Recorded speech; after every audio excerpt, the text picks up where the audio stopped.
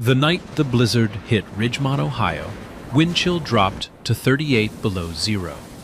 Roads closed, power went out, the whole town went dark. And on a dead-end street called Maple Terrace, a 72-year-old black grandmother heard 3 heavy knocks on her front door. She opened it. Standing on her porch were 5 Hells Angels bikers. Leather cuts, tattoos up their necks, snow caked on every inch of them. One was bleeding. Most people would have called the police. Irene Wilson invited them inside and made them soup.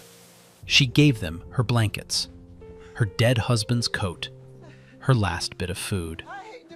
She had no idea that the man standing at the front of that group was worth more than her entire zip code.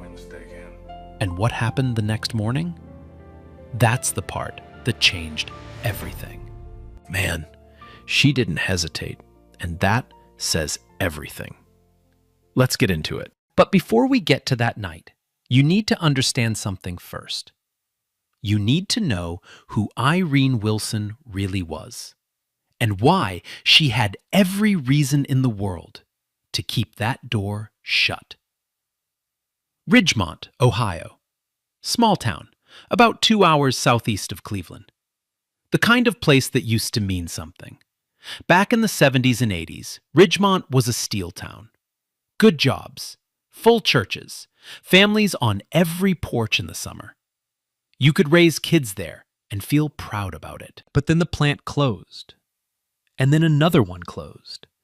And slowly, year after year, people started leaving.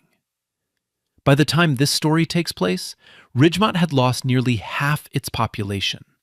Main Street was mostly boarded up storefronts and dollar stores, the kind of town people drive through without stopping. And right in the middle of it, on a quiet, dead-end street called Maple Terrace, lived Irene Wilson, 72 years old, retired school cafeteria worker, widowed. Her husband, Earl, passed away 11 years ago. Complications from a factory injury.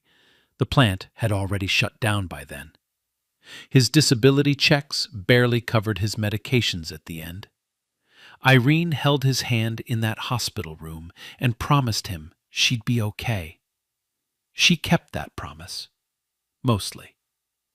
Irene lived alone in the same small 2-bedroom house Earl bought in 1979. He built the back porch himself, his hands, his lumber, his weekends. She never changed a thing about it. Every morning, Irene was up by 5:15. Not because she had to be, just because that's who she was. She'd make coffee in the same percolator she'd had since 1989. She'd feed the 2 stray cats who showed up on her porch years ago. She named them Bishop and Deacon. Then she'd sit at the kitchen table, read her devotional, and talk to Earl's photo on the mantel. "Storm's coming, baby," she told him that week. "Big one this time." Now let me tell you about Irene's situation, because it matters. She lived on a Social Security check, $1,143 a month. That's it. That was everything. Her roof had been leaking since last spring. She had 3 buckets lined up in the attic to catch the drips. Every time it rained, she emptied them and put them back. She owed $2,200 on a medical bill from a fall last October. Slipped on the front steps. Bruised her hip bad. Went to the ER because she couldn't stand up. The bill came 3 weeks later, and she put it in a drawer because looking at it made her chest tight. Her furnace broke in November. The repair estimate was more than she could afford. So she heated the house with a kerosene space heater and the oven. Door cracked open, low heat running all night. She wore 2 sweaters and a quilt to bed most nights. She taped plastic sheeting over every window to keep the drafts out. The tape was peeling in the kitchen. She kept pressing it back down. But here's what you need to understand about Irene. She never complained. Not once. Not to her neighbor Patrice, not to the Fletcher family down the street, not to anyone. It wasn't denial. It was something deeper than that. Irene believed, truly, all the way down to her bones, that you make do with what you have. And while you're making do, you find a way to help somebody else. That was her code. That was her religion, really. She watched the Fletcher kids after school 3 days a week so their mama could pick up a second shift at the warehouse. She didn't charge a dime. She left foil-wrapped plates of food on porches when she knew someone was going through it. Didn't knock, didn't wait for a thank you. Just left the plate and walked home. Last summer, she organized the only neighborhood cleanup Maple Terrace had seen in years. She printed flyers at the library. 6 people showed up. She thanked every single one of them, like they'd given her a gift. That was Irene, invisible to the town council, invisible to the system, forgotten by the church she attended for 40 years. It merged with a parish 25 minutes away, and she couldn't make the drive in winter. She didn't have the internet. She didn't have a cell phone plan with data. She had a landline, a radio, and a TV with 3 channels. But she had something most people don't. She had a kind of grace that doesn't ask for anything back. She told the Fletcher kids once, while they were eating peanut butter sandwiches at her table, "You don't have to have a lot to give a lot." She meant every word. Now, the afternoon of February 14th. The sky went dark at 3 in the afternoon. Snow started falling by 4. Heavy. Fast.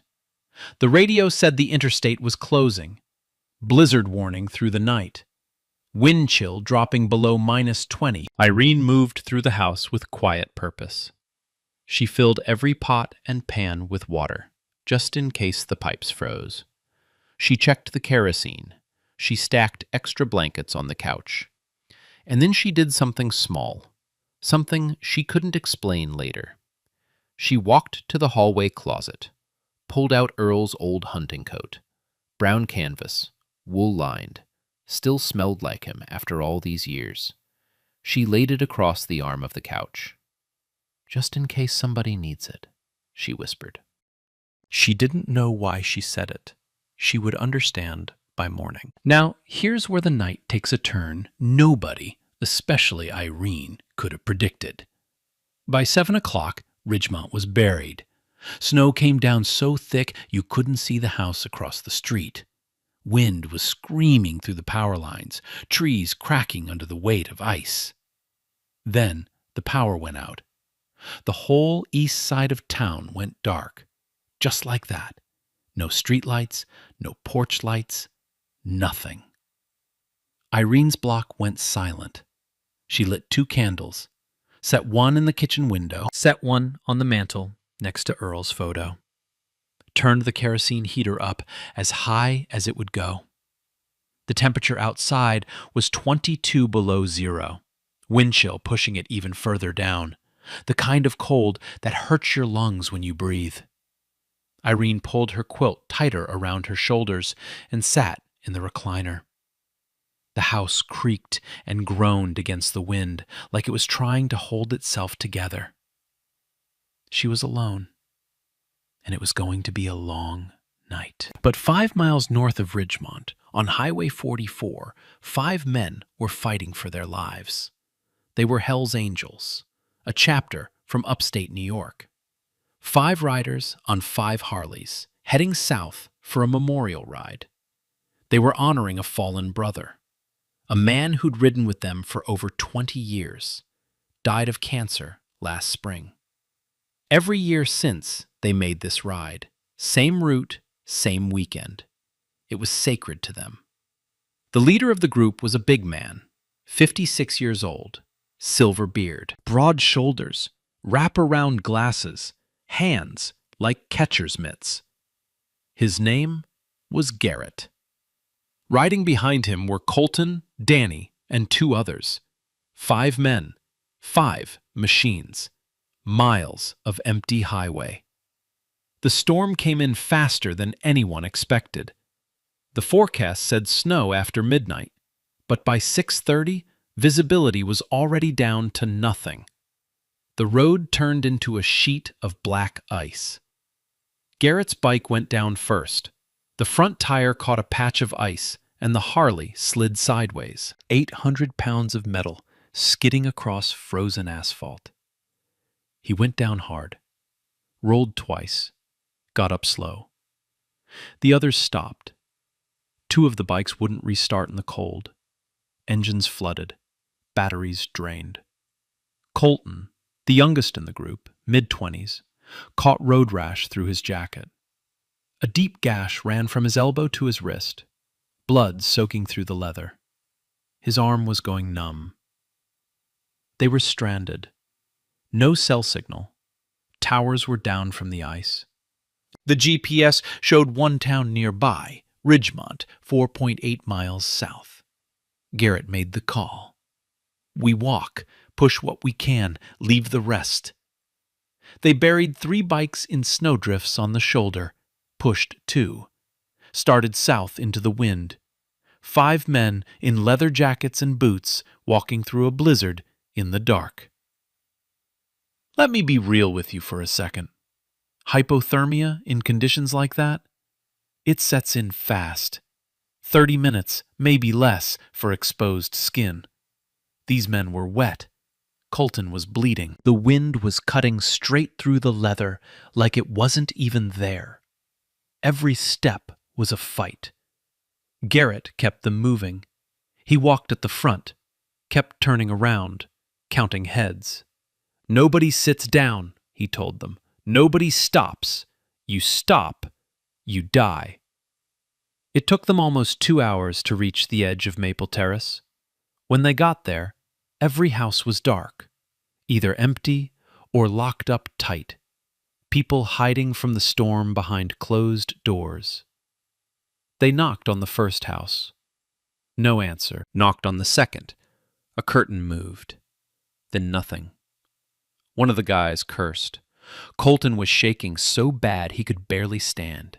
Danny's feet were going white. They were running out of time. Then Garrett saw it. At the end of the block, one small flickering light. A candle in a window. The only light on the entire street. Irene's house. He walked up the porch steps. His boots were caked in 2 inches of ice. Every joint in his body was screaming. He knocked. 3 heavy knocks. The screen door rattled. Inside, Irene heard it. She froze, set down her coffee cup, looked at the door, looked at Earl's photo. She picked up the flashlight from the kitchen counter, walked slowly to the front door, put her hand on the knob, took a breath, opened it.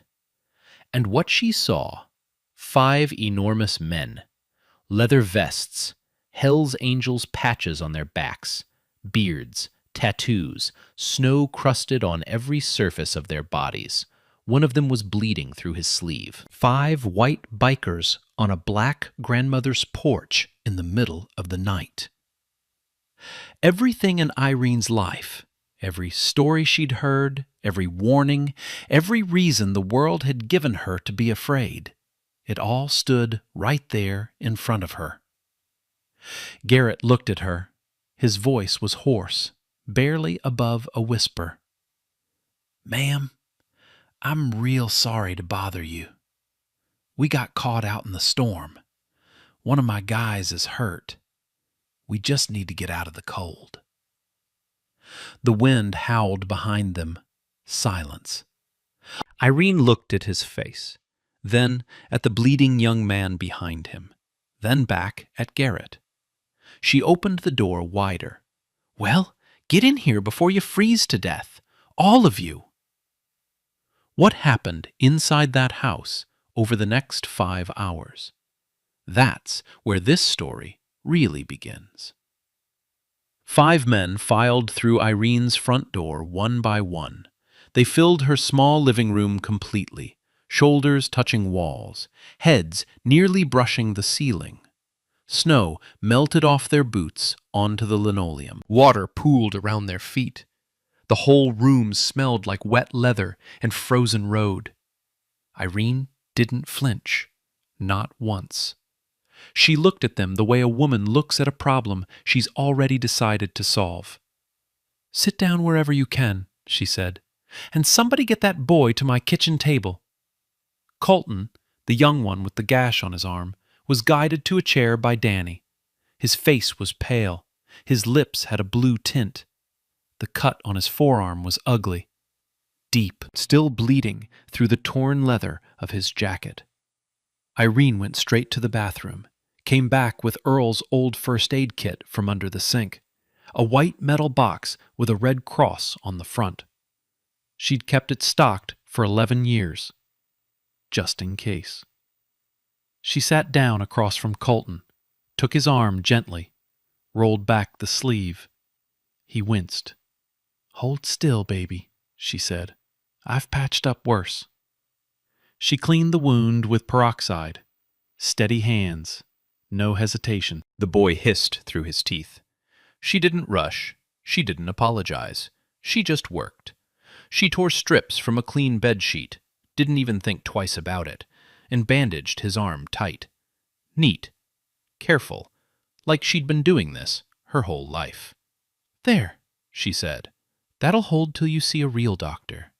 Then she stood up and went to work on the next problem. Food. She had a pot of chicken soup on the stove. Made it that afternoon. Enough for maybe 2 servings, her dinner tonight and lunch tomorrow. She looked at the pot, looked at the 5 men in her living room, did the math in her head.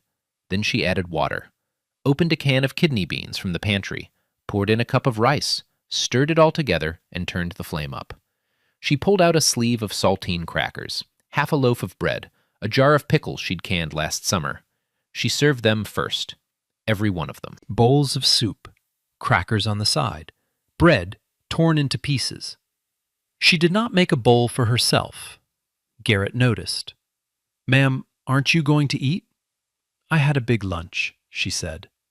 She hadn't. Now the cold. These men were soaked through, shivering down to their bones. Colton's teeth were chattering so hard you could hear it across the room. Irene moved through the house, pulling every warm thing she could find. Quilts from both beds, a wool blanket from the hallway closet, an old Afghan her mother had crocheted 40 years ago. Then she went to the couch, picked up Earl's hunting coat, the one she'd laid out that afternoon without knowing why. She walked over to Garrett. He was the biggest, the coldest, standing by the wall because there wasn't room for him to sit. She held out the coat. "Put this on," she said. "It was my husband's." Garrett looked at her, looked at the coat. Something passed across his face, an emotion he wasn't used to showing. He took it, put it on. It fit almost perfectly. "Thank you, ma'am," he said quietly. Then Irene turned to Danny. His boots were off. His feet were white. Early frostbite. She knelt down on the floor, a 72-year-old woman on her knees on cold linoleum, and took his feet between her palms. She rubbed them, slow, firm, working the blood back in. Danny stared at her, didn't say a word. His eyes were red. She rubbed until the color started coming back. Then she pulled off her own wool socks, the ones she was wearing, and put them on his feet. "Those are my good socks," she said. "Don't you go running off with them." Danny laughed. It was the first time any of them had laughed in hours. Now, while all this was happening, Garrett was watching. He didn't say much. He just watched. He noticed the 3 buckets in the hallway, lined up under brown water stains on the ceiling. The roof was leaking. He noticed a plastic sheeting taped over the windows, peeling at the edges. He noticed there was no furnace running, just a kerosene heater in the corner doing its best. He noticed the framed photos on the wall. Irene and Earl on their wedding day. A group shot from the school cafeteria. Irene in a hairnet, smiling, surrounded by kids. And he noticed something on the floor, under the kitchen table. A magazine, old, dog-eared, being used to prop up a wobbly table leg. He couldn't read the cover from where he was sitting, but the corner of a face was visible, a headline in bold letters. He didn't think about it. Not yet. Irene hung the men's vests near the kerosene heater to dry. As she draped Garrett's vest over a chair, she noticed the back. The big patch, the Hells Angels' death head. She knew what that was. Everybody did. But below it, there was a smaller patch, harder to see. A letter, looked like a T, inside some kind of gear shape. Then he saw the name, Colleen Dwyer, the veteran labor nurse he had hired 8 months ago. The one staff member present for every consultation, every scan, every argument. Her voice was low, urgent, barely a whisper, the voice of someone about to cross a line who had decided to cross it anyway. Mr. Bellamy, that woman who came to the gate this morning, I heard every word she said to Dr. Caldwell. She described your wife's condition with more precision than anyone on this team. A silence settled over the room. Not awkward, just honest. Garrett looked at her and nodded. Something connected between them in that moment. Two people who understood what it meant to keep going after you've lost someone who made the world make sense. Danny showed her a photo on his phone. His daughter, 5 years old, blonde curls, missing a front tooth. Colton talked about his mom, lived alone in Pennsylvania. He called her every Sunday. Irene listened to every word like it mattered, because to her, it did. That's who she was. The kind of person who made you feel like what you said was important. By 1 a.m, the men were asleep, stretched out on her floor, her couch, her recliner. 5 massive men crammed into a tiny living room, wrapped in quilts and afghans. Irene didn't sleep. She sat at the kitchen table, kept the kerosene heater going, watched the candle, listened to the wind, made sure the house stayed warm. She kept watch over 5 strangers like they were her own family. At 3 a.m, she stood up, quietly, went to the kitchen. She took the last of her flour, the last of her sugar, a little bit of buttermilk, and she made biscuits, homemade, from scratch, on the gas stove at 3 a.m. in the middle of a blizzard. She set them on a plate, covered them with a clean towel, put them on the counter for morning. Then she sat back down and waited for the sun. Okay, wait. Hold on.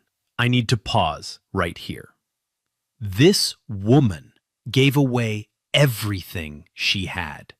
Her food, her blankets, her husband's coat. And she's baking biscuits at 3 a.m. for strangers? Bro, if that was me, I don't know if I could do that. Real talk. When the sun came up, the storm was over. But what Garrett did next, that's when Irene realized this was no ordinary group of bikers. Morning light came through the plastic-covered windows, soft, golden. The wind had stopped, 2 feet of snow on the ground, but the sky was clear for the first time in 14 hours. The men woke up one by one, stiff, sore, blinking in the light. And then they smelled it. Coffee. Irene's last can of Folgers and biscuits, warm, golden, sitting on a plate with strawberry preserve she'd canned last summer. 5 massive bikers crammed around a kitchen table built for 2, elbows bumping, knees against the wall, eating biscuits with homemade jam like it was the best meal of their lives. Because right then, it was. Colton ate 3. Danny closed his eyes on the first bite. One of the other guys just shook his head and whispered, "Man." Irene stood by the stove, watching them eat, sipping her coffee, a small smile on her face. This was her gift. Not the food itself, but knowing she'd kept them alive through the night. When they finished, Garrett pushed back from the table. He reached into his vest, dry now from hanging near the heater, pulled out a thick fold of cash, hundreds, at least $1,500. He set it on the table. "Ma'am, this is for everything you did last night. Please take it." Irene looked at the money, didn't touch it. She pushed it back across the table, slow, steady, no hesitation. "Put that away," she said, firm, not angry, just clear. "I didn't help you for money. I helped you because you needed help. That's the beginning and the end of it." The room went quiet. Garrett stared at her. His eyes got wet. Just for a second. He blinked it away, the kind of man who hadn't cried in front of anyone in decades. He nodded, put the money back. Then he did something none of his men expected. He pulled out a small notebook from his inside pocket. Not a napkin, a leather-bound notebook. Dark brown, gold-edged pages. The kind of thing you'd see in a boardroom, not on a biker. "Can I have your name, ma'am?" "Irene Wilson."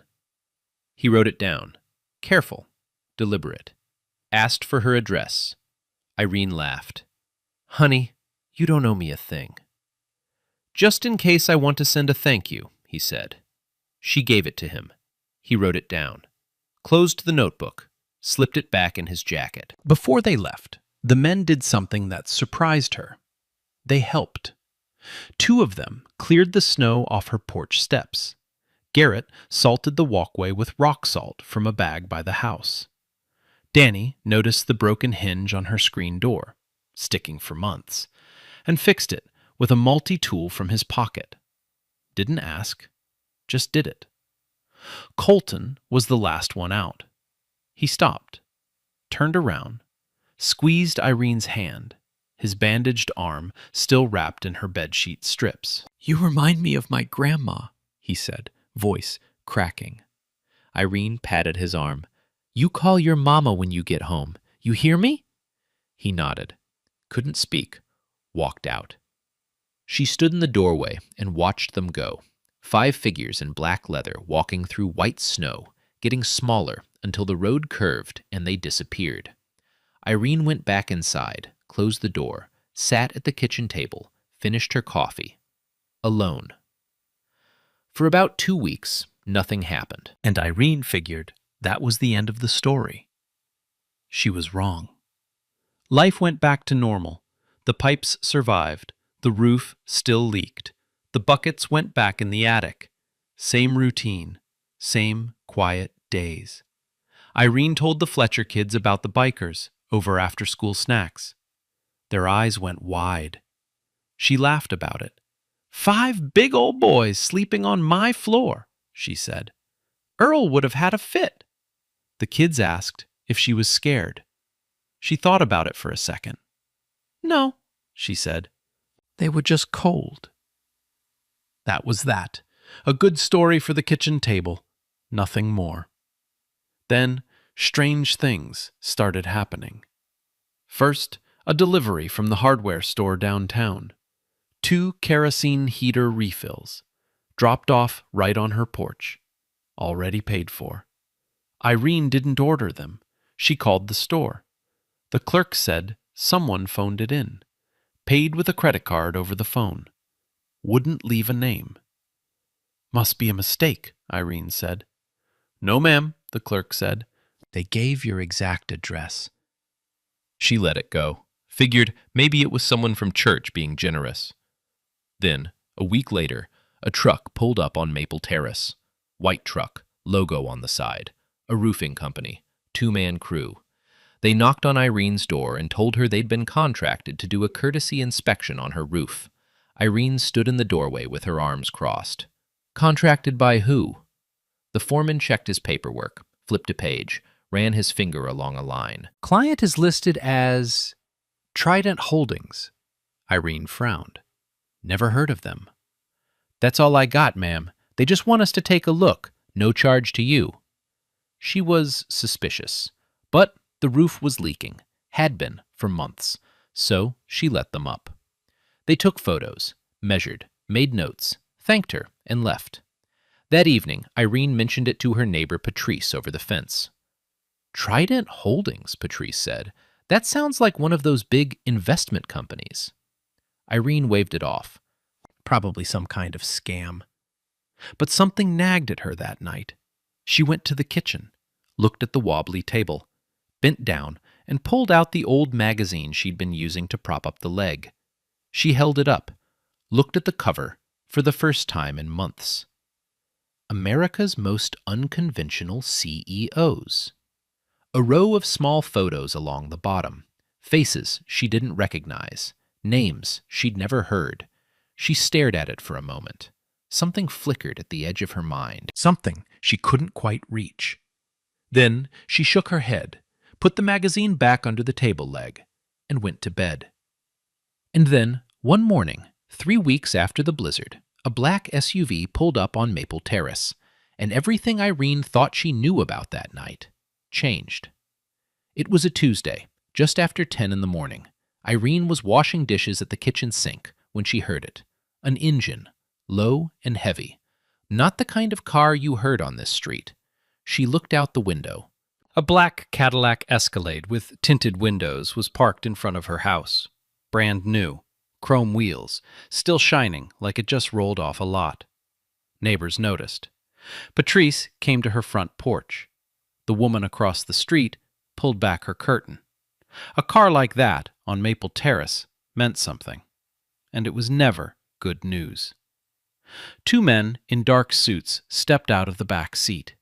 They stood by the car, hands folded, sunglasses, like the Secret Service. Then the front passenger door opened, and a man stepped out. Tall, broad shoulders, clean-shaven, silver hair cut short, wearing a tailored charcoal overcoat and polished shoes. Irene didn't recognize him, not at first. He looked like he'd just walked off the cover of a business magazine. And in a way, he had. He walked up her porch steps, same steps he'd climbed 3 weeks ago, caked in ice, half frozen to death. This time, his shoes were dry. His back was straight. His face was calm. He knocked. 2 knocks. Gentle this time. Irene opened the door, looked at him, looked at the Escalade, looked at the suits standing by the car. Then she looked back at his face. Something clicked. The eyes. She recognized the eyes. "Well, I'll be," she said slowly. "The biker." Garrett smiled. "Yes, ma'am." He stood there in her doorway, the same doorway where he'd stood, shaking and half dead, 3 weeks ago, and he introduced himself properly. His full name was Garrett Sullivan. He was the founder and CEO of Trident Holdings, a logistics and infrastructure conglomerate based out of Columbus, Ohio. He started the company at 29 years old in a rented warehouse with 2 employees and a used truck. 26 years later, that company was worth $2.8 billion, 4,000 employees across 6 states. Garrett Sullivan was one of the most powerful businessmen in Ohio, and 3 weeks ago, he was freezing to death on Irene Wilson's porch. Irene's eyes went wide. She looked at the Escalade again, then the suits, then back at Garrett. "You're telling me you're some kind of CEO, ma'am." He said it simply. No flash, no ego. But that night, I was just a man who was freezing to death. And you saved my life. Irene put her hand on the doorframe, steadied herself. Her mind was racing. The memorial ride. His brother, The fallen one they were honoring had been a lifelong Hells Angels member. Died of cancer last spring. Every year since, Garrett rode with the chapter. Same route, same weekend. No bodyguards, no Escalade. Just leather and the road. That's who he was on that night. Not a CEO, just a brother honoring a brother. But now, standing in her doorway in a charcoal overcoat, the other side of him was showing. And suddenly the pieces started falling into place. The patch on his vest, the small T inside a gear shape. That wasn't a biker patch. That was the Trident Holdings logo. Irene had looked right at it and hung it by the heater to dry. The leather notebook, dark brown, gold-edged pages. That wasn't a journal. That was his daily planner. The kind a man carries when his schedule runs a 4,000-person company. The way he said, "Yes, ma'am." The way he took his boots off at the door. The way he folded the quilt she gave him. The way he silenced his guy with a look when feet went on the couch. That wasn't just politeness. That was discipline. The habits of a man who ran boardrooms for a living. And the magazine. The one under her kitchen table, propping up the wobbly leg. America's Most Unconventional CEOs. His face was on that cover. She'd been using it to level her table for 6 months. Irene stared at Garrett. Then she started to laugh. Not a polite laugh, a deep, full, surprised laugh, the kind that shakes your whole body. "I used your face to keep my kitchen table from wobbling," she said. Garrett laughed too. Hard. The suits by the car looked at each other, confused. The ice broke completely. But then Garrett got serious. He stepped inside, sat down at her kitchen table. The same chair, the same spot where he'd eaten her biscuits 3 weeks ago.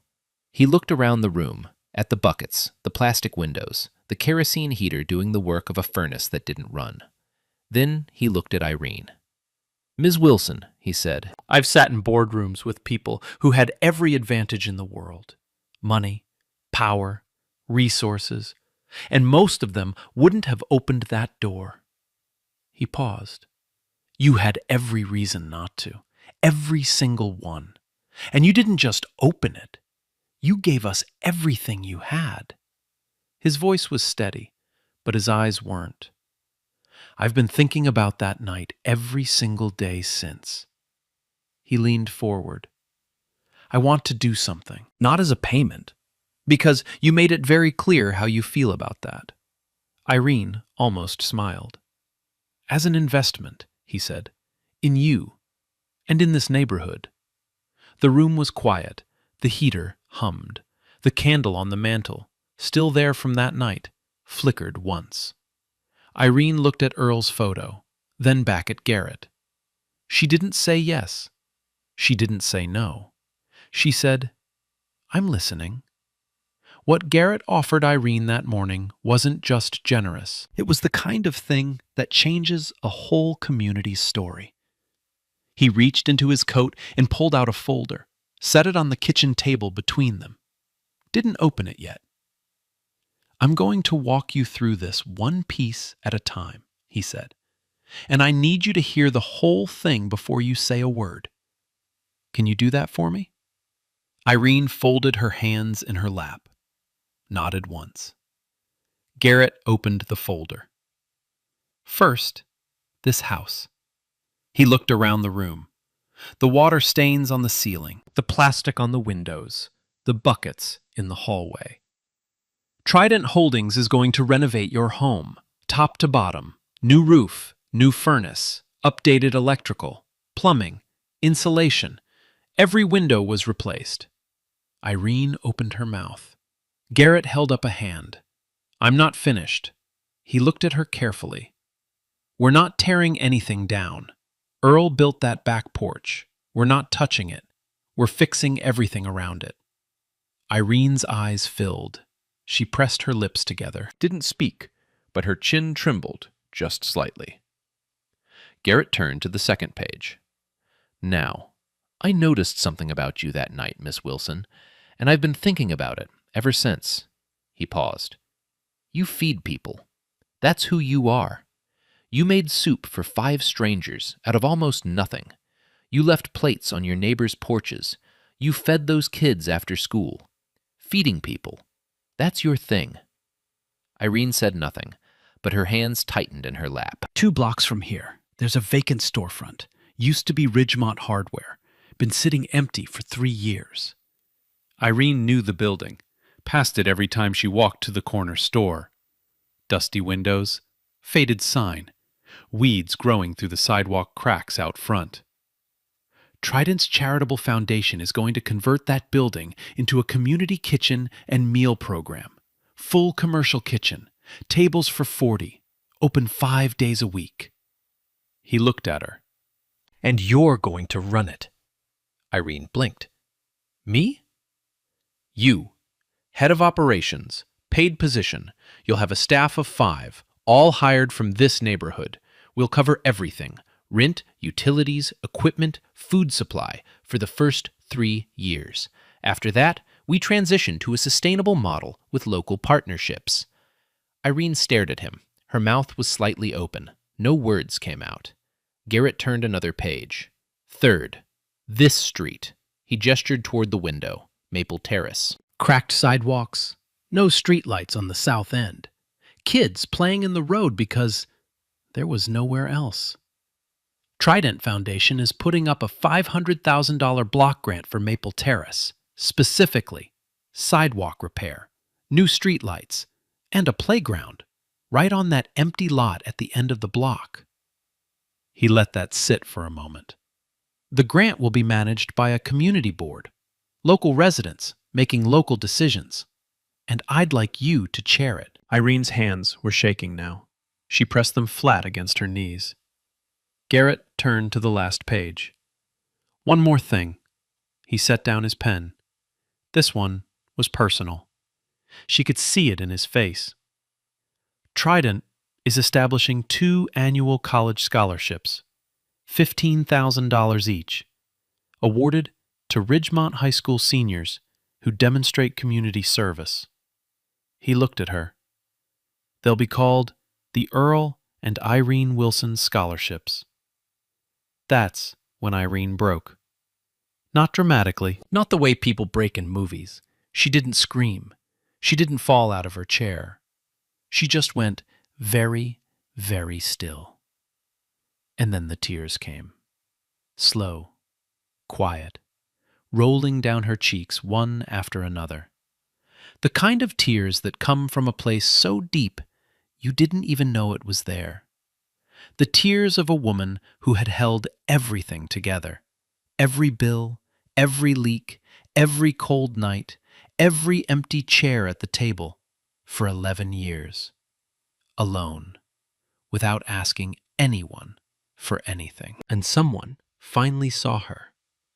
The room was silent, except for the hum of the kerosene heater. Garrett didn't speak. He just sat there, gave her the space. After a long moment, Irene wiped her face with the back of her hand, took a breath, steadied herself. Then she spoke. Quiet, almost a whisper. You're telling me those kids on this street are going to have a place to play? Garrett nodded. And somebody's going to help them go to college. Yes, ma'am. Because I made soup. Garrett leaned forward. His voice was steady, but his eyes were full. Because you opened the door, Miss Wilson. Another silence, longer this time. Irene looked at Earl's photo on the mantel, looked at it for a long time, like she was telling him something, like she was asking permission. Then she looked back at Garrett. Can I name the kitchen after Earl, too? Garrett didn't hesitate. You can name it whatever you want. Irene reached across the table, small hand. His, twice the size. They shook on it. Then we've got a deal, she said. And for the first time in that conversation, Irene Wilson smiled. Really smiled. The kind of smile that changes the whole shape of a face. The kind that comes from somewhere so real it almost hurts to look at. Garrett smiled back. Outside, the sun hit the snow on Maple Terrace, and the whole street lit up white. But this story doesn't end with Irene. It ripples. 3 months after that morning at the kitchen table, construction crews showed up on Maple Terrace. Trucks, scaffolding, workers in hard hats carrying lumber up Irene's front steps. The roof came off first. The old one, patched, leaking, held together with prayers and buckets. Gone. Replaced with new shingles, new flashing, new gutters. Then the furnace, a real one, installed in the basement. For the first time in over a year, Irene turned a thermostat dial and felt warm air come through the vents. She stood over the vent in the hallway for 5 minutes. Didn't move. Just stood there with her eyes closed. New windows went in, double-paned. No more plastic sheeting. No more tape peeling off in the middle of the night. Electrical, plumbing, insulation in the walls. And the back porch, Earl's porch, stayed exactly where it was. They worked around it, just like Garrett promised. Irene sat on that porch the morning after the renovation finished, coffee in hand. No coat needed inside anymore. She looked out at the street and whispered, "We got a new roof, baby." 6 months later, the Earl and Irene Wilson Community Kitchen opened its doors. The old Ridgemont hardware storefront, dusty windows, faded sign, weeds in the cracks, was gone. In its place stood something alive.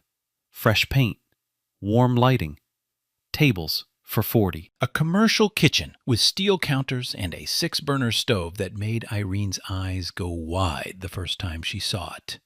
A sign hung above the front door, hand-painted, simple. The Earl and Irene Wilson Community Kitchen. Irene was there at 6 a.m. on opening day, wearing an apron that said head chef, even though she told everyone she was just warming things up. 200 people came through that first day.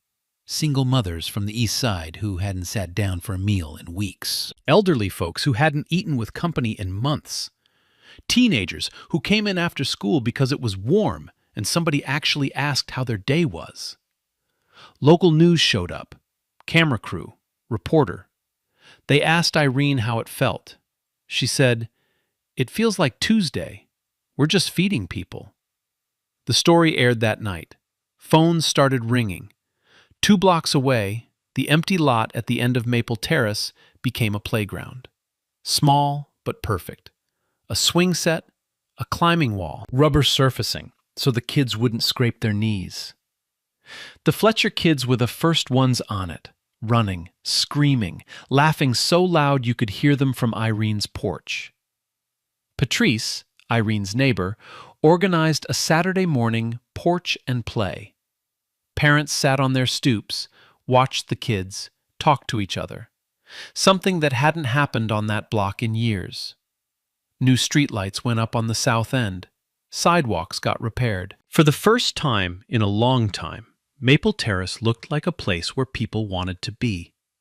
Spring came. The first 2 Earl and Irene Wilson scholarships were announced at the Ridgemont High Senior Assembly. One went to a girl named Tamara Davis. Wanted to study nursing, first person in her family to go to college. The other went to Wesley Moore, planned to study civil engineering, wanted to come back and build things in towns like Ridgemont. Irene presented the awards. She stood at the podium, tiny, silver-haired, hands shaking just a little, and looked at those 2 kids. "Your job isn't to pay this back," she said. "Your job is to pass it on." The auditorium was silent. Then it wasn't. The bikers came back too.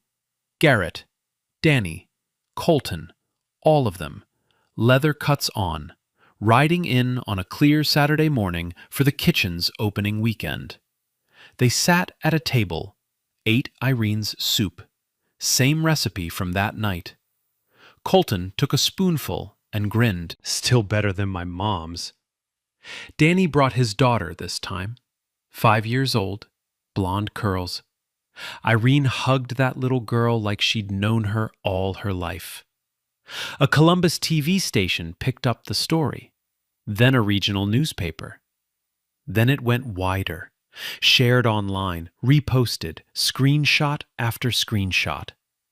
Garrett's company launched an annual initiative, Open Door Day. Every year, Trident employees volunteer at community kitchens and shelters across Ohio. Inspired by one woman, one night, one open door. Irene hated the attention. I didn't do it for cameras, she told Patrice one evening on the porch. Patrice smiled. I know. That's exactly why they're here. But there's one more moment in this story, and honestly, it's the one that got me. 1 year later, February 14th, same date, same street. Another snowstorm rolled through Ridgemont, not as bad as last year, but bitter cold, heavy snow.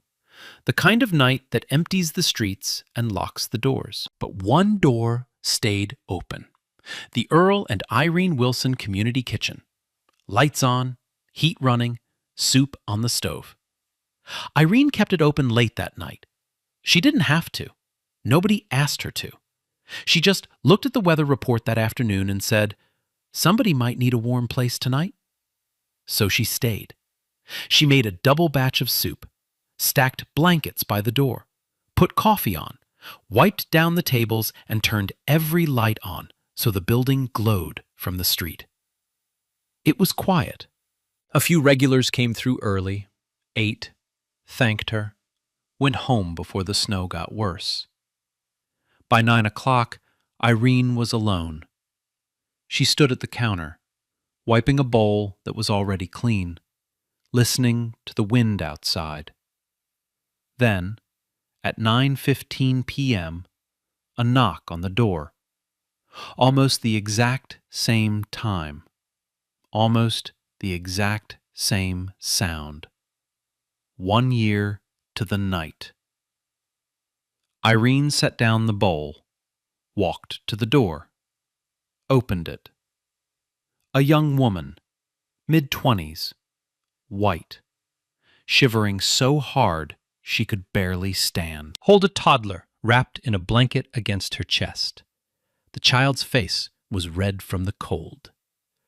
My car broke down, the woman said. Her voice was barely there.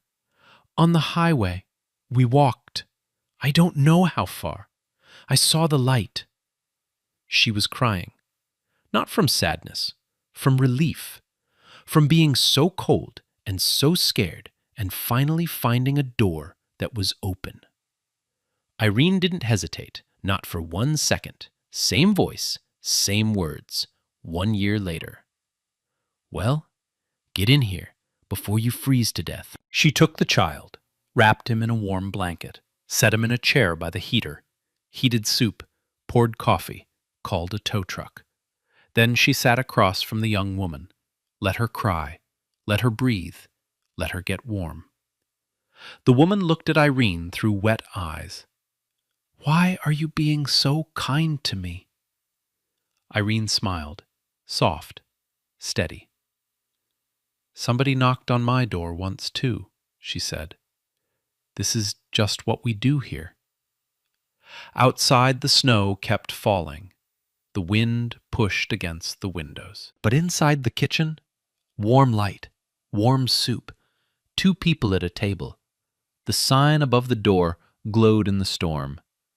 The Earl and Irene Wilson Community Kitchen. Irene picked up the ladle, poured 2 more bowls, and they ate together. Yo, I'm not gonna lie. This story messed me up a little. Like, this grandma was broke, barely making it, and she still gave everything to 5 dudes she never met. No flex, no clout, just because. Bro, if that doesn't make you think, I don't know what will. If this one moved you, hit that like button. Share it with someone who needs it tonight. And subscribe so you don't miss the next one. Because of these stories, they're everywhere. We just have to look.